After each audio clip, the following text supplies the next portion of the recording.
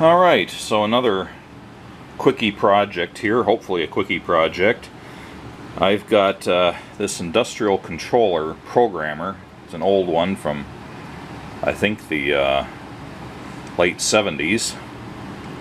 And I've actually got a few of these, and they have a key which you need to select between run and program mode. I don't use the load mode, but between those two. And in the program mode it can be, or the run mode, it can be removed. And I've only got this one key. The other programmers don't have any keys.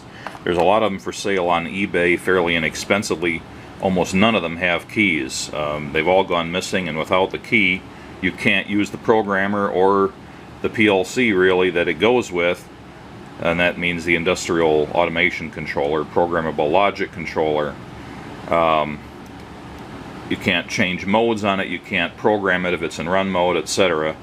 Obviously you can hack the thing and break the switch, but then it loses the functionality of the key. So I wanted to see if I could make one of these keys. It is a pretty simple key. It's like a luggage key, and they're all keyed alike. As far as I can tell, this one works on all of mine, so I think they all had the same key. It's a real simple pattern. It does have somewhat of a need for the little ridge on there and slot on the other side, but it's a very shallow ridge and slot. And I thought, well, maybe I can just hack one of these things together out of some brass I bought from the hardware store. And I've got some .064 thick brass strip, which is about the same thickness. And I think the chief issue will be to see if I can get it to have that slot and ridge on it. Not really sure how to do that. I could probably machine it in there, or just use a Dremel tool and kind of grind that shape out of it by hand. Hopefully it would come out alright. I might try several different things. Well, the key is about 7/8 of an inch wide on the handle part, and the brass I got was 3/4, so it's 1/8 of an inch too short, but that's fine. This is not a critical dimension. The key itself is .056 inches thick, and the brass stock I got is .064 inches thick. So in order to fit into the slot, the keyway, it's going to have to be thinned it down just a little bit. And I'm thinking the simplest way for me to do this, although I could cut them down into little pieces and probably just sand them to that thickness, I'm going to try for a slightly more industrial approach and see if that works.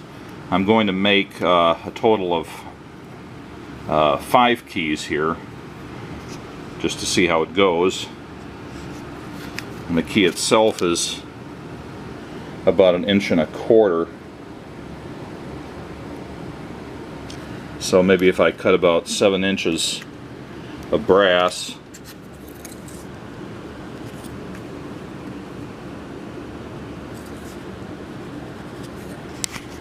I'll have enough to make all of them. My thought is I can put it on my milling machine and just mill the thickness down as required.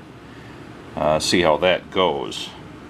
When I use my micrometer to measure across the total thickness of the key, including the ridge, it's .063, which is just a hair less than the thickness of the brass. So I don't need to actually cut the brass down to a thinner overall thickness. I just need to take off the parts of it that are on either side of the ridge, and then leave the ridge the thickness it is.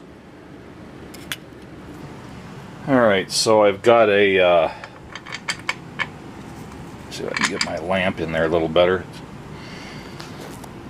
To help support the plate, I thought it'd be easier just to screw it down to a board and then clamp the board onto the bed of the milling machine.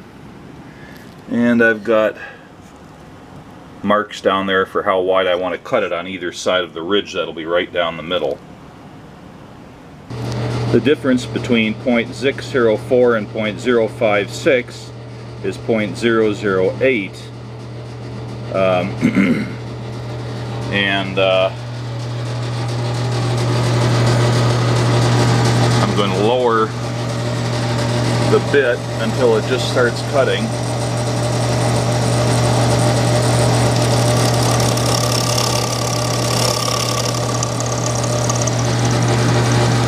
And that's showing up here as 0.01. So I believe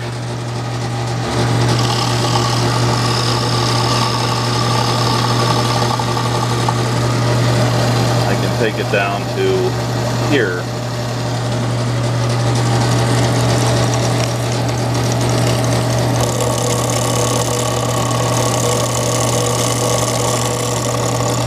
That looks like about the right amount.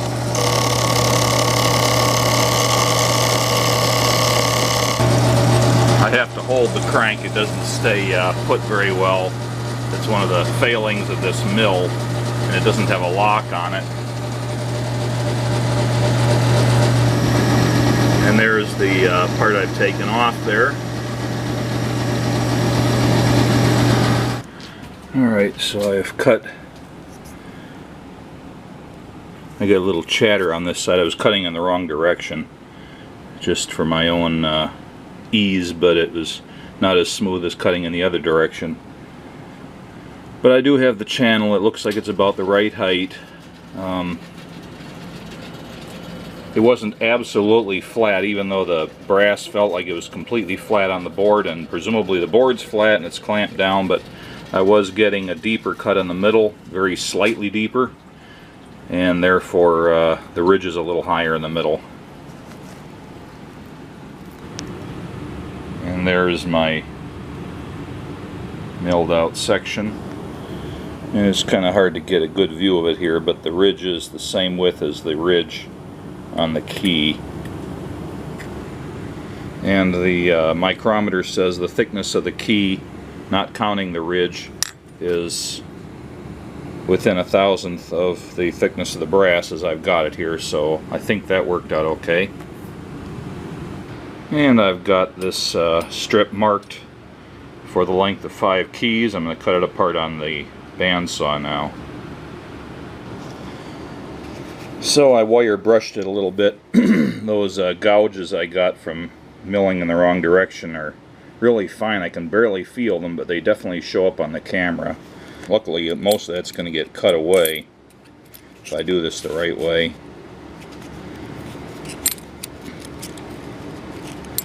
Like that. It'll mostly end up on the cutting room floor, so to speak. Alright, well, I've managed to hack this up to the point where it fits in and turns the lock. This was done with a combination of Dremel files and actually just a wood cutting blade in my scroll saw did some of the coarse work, and I also used a Dremel heavy duty cutoff wheel in my Dremel tool to chew away at it. So a combination of tools. And the slot in the back I just made by clamping it in a vise and very carefully running the cutoff wheel down the length of it. I'd marked a couple of guidelines and cut away at it until it fit. So it was a lot more work than I thought, but it still only took about an hour and a half. First time I've ever tried making a key. So now I just have to pretty it up a little bit. Okay, and now here's the finished result. Let's see if I can get it from an angle that doesn't reflect too much. There we go. Started with the flat stock, milled it a little bit, and cut it out. And it's got the same shape, except for I don't quite have this point on it because the bar wasn't quite wide enough, so I had to round that off. And I don't have the hole drilled in the corner yet. Probably won't even bother.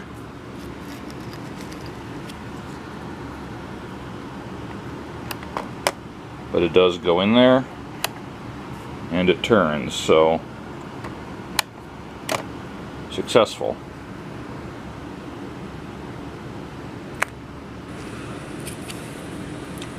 Actually, for a different project, I ordered a nickel plating kit on Amazon, and I thought I might try buffing this up a little bit and giving it a nickel plate just for the heck of it. Make it look a little nicer. Moving on to my next experiment, I have another one of my rough blanks made here. Once again, I figured the side with the worst milling is going to be the side that mostly gets cut off. And I've test aligned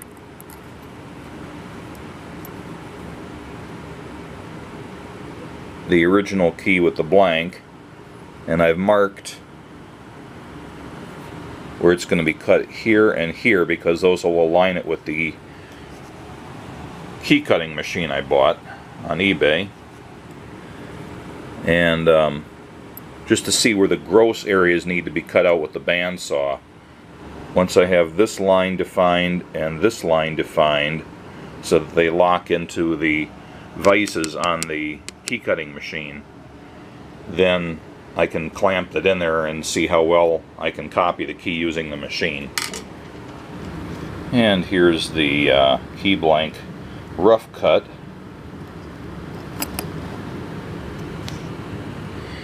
So I've clamped the original key in the left vise and the key blank in the right vise. I've aligned the edge on both of them. I've made sure that the ridge on the one key is right up against the vise, and the ridge on the key blank is up against the vise. Because the blanks are not the same dimension this way as the original, I can't do an alignment this way, but I have done an alignment like this with the guide here right up against the vise, whereas the cutting disc is right up against the vise there. So the depth is the same on the machine, and I've also made sure that when the guide here touches this surface, it's touching that surface. So I should be able to machine out this profile and then flip the key around and do the more interesting profile.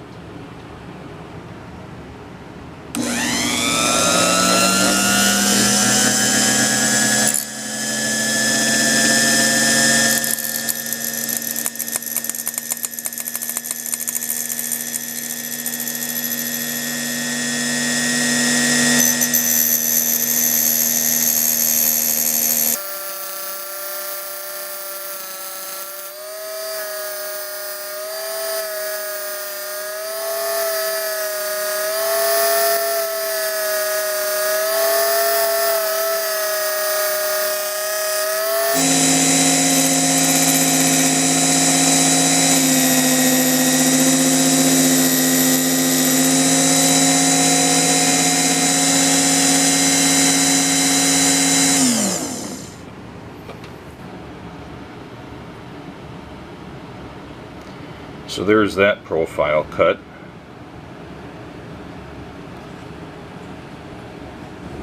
And so now I've got these clamped in this direction, and I'm using the keyway or the ridge as the alignment. I think that's the most critical dimension to match.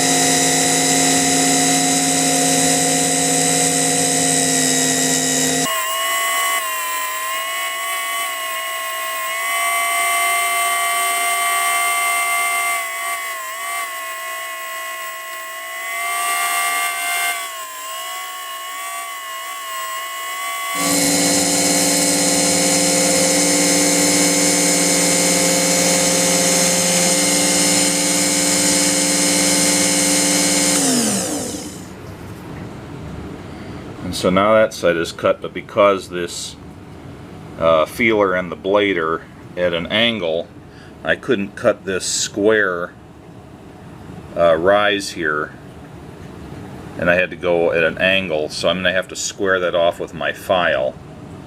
I probably could flip this around and go the other direction, but I'm more concerned about alignment issues doing it that way. I think it's safer to use the file for that one little area. And now with the basic profile of the key cut out, I have to make the slot that complements the ridge. And I've marked where that should be and how far it needs to go. It doesn't need to go all the way up the handle. And the easiest way I have to cut this is with the grinding disc on my Dremel tool.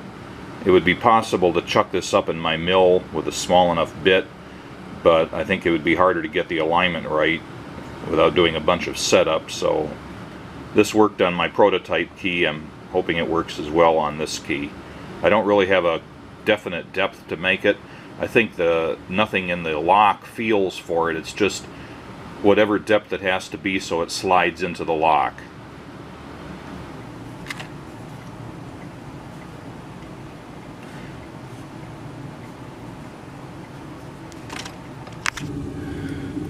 So I've got the slot cut here.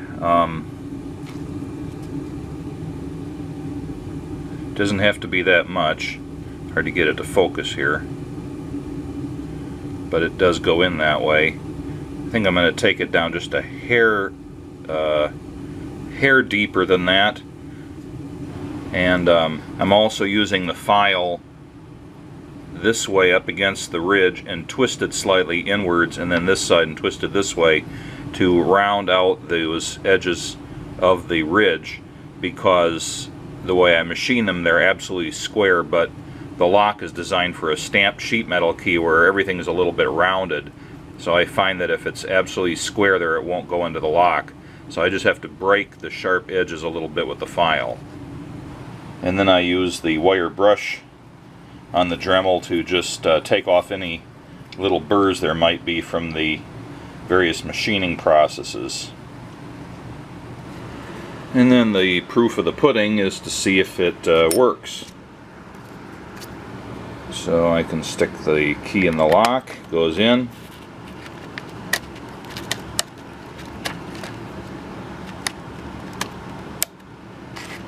Just fine.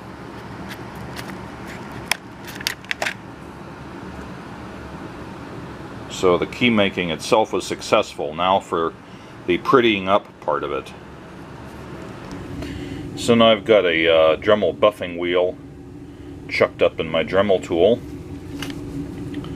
and I've got some Dremel type 421 polishing compound, and I have kind of a lot of rough tool marks still on these, so it's not going to do too much, but it might pretty up at least some parts of it.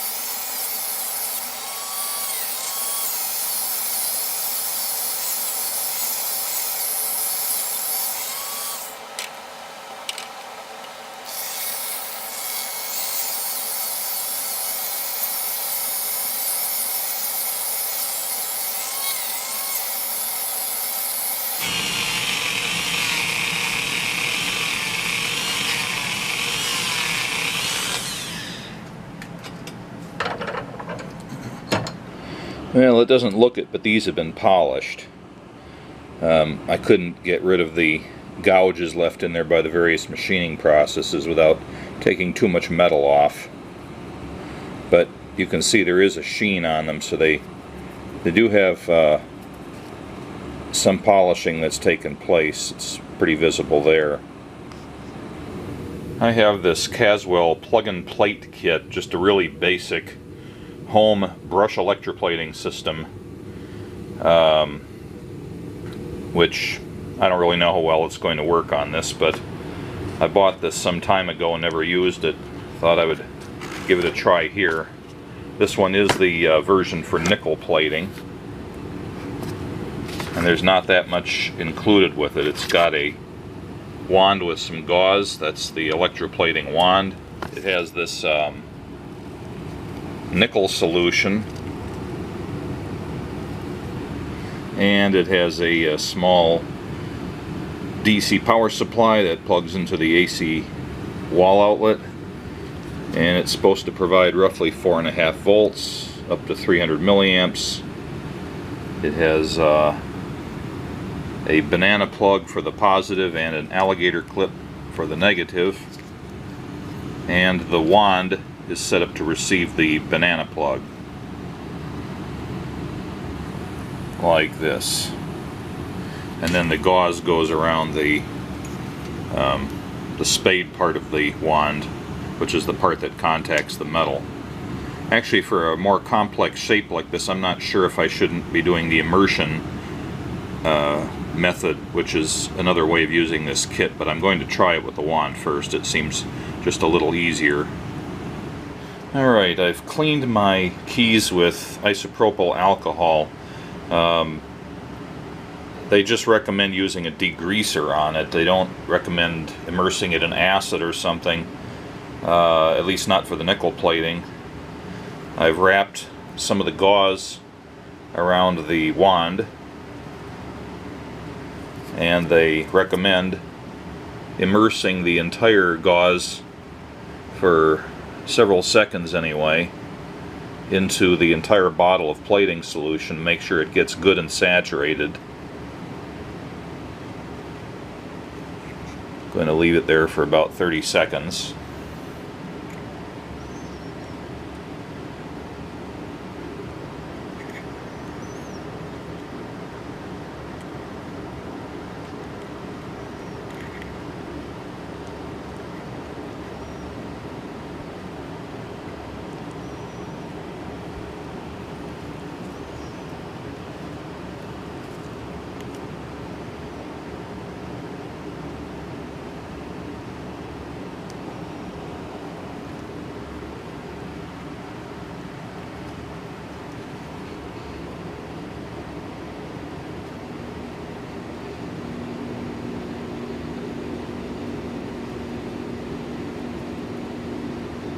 Doesn't really seem like it's all that enthusiastic to soak in.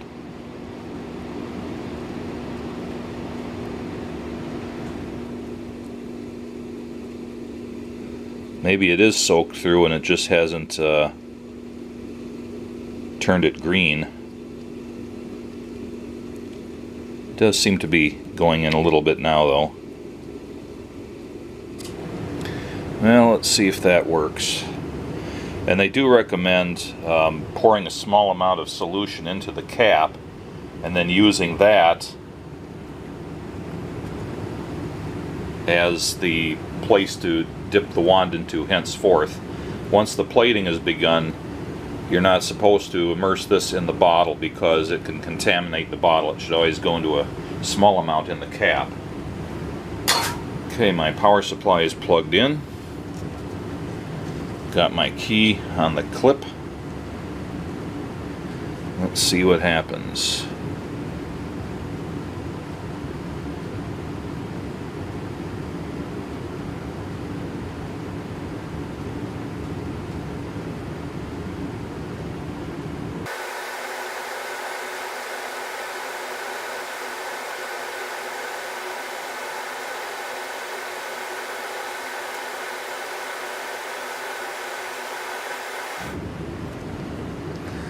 I can't really see anything happening yet.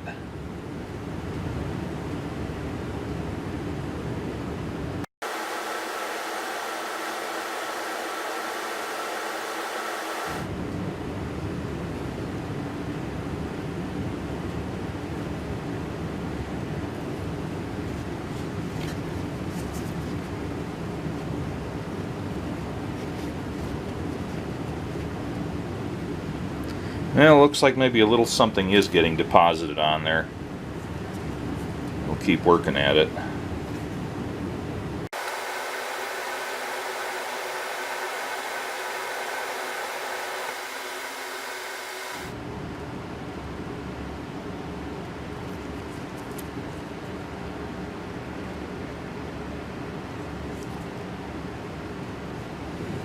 So I'm going with the electroimmersion technique now.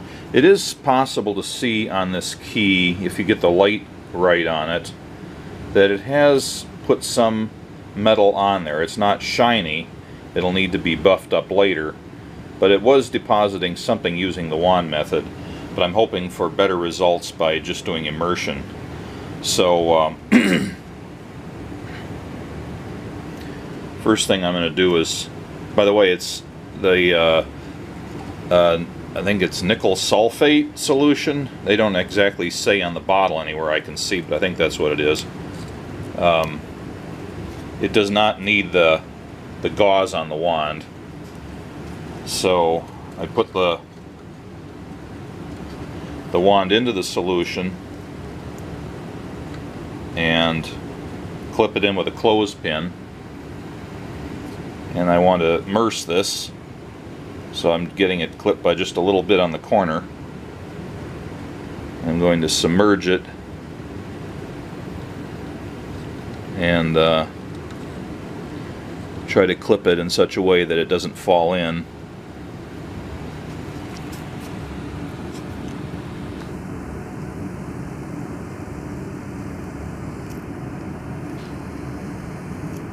And the bubbles can be seen there on both the electrode and the piece being plated. After 5 minutes or so, the color has definitely changed. It's not entirely even, and I actually found it wasn't taking too much up in here, so maybe I didn't get it cleaned well enough. I pulled it out and kind of buffed it a little bit more and then put it back in. They do say that you need to polish the nickel after plating it or it'll look really dull. So I've got the key plated here. This surface here, which was the most closely polished, is the one that took it best. And it did plate the other areas, but because they're rough or in texture, they don't take a sheen. You know, it's just a lot of really small scratches in there that just don't shine up, but they still have nickel on them. You can definitely see a reflection in it. And this side was a lot rougher, but you can still see it has the nickel plating on it in spite of the roughness. So that's pretty much what I was after. It would have been nice if I could have polished it up more, but it's a usable key. And a final proof of concept test.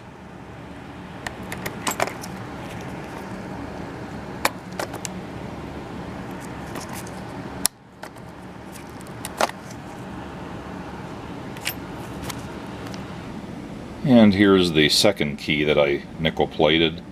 Once again, it has a lot of aberrations in it. One corner wouldn't plate as nicely as the others for various process variables that affected that. This side actually came out a lot better in spite of the roughness of the metal, but it's clearly plated, and the areas that are smoother came out looking pretty decent.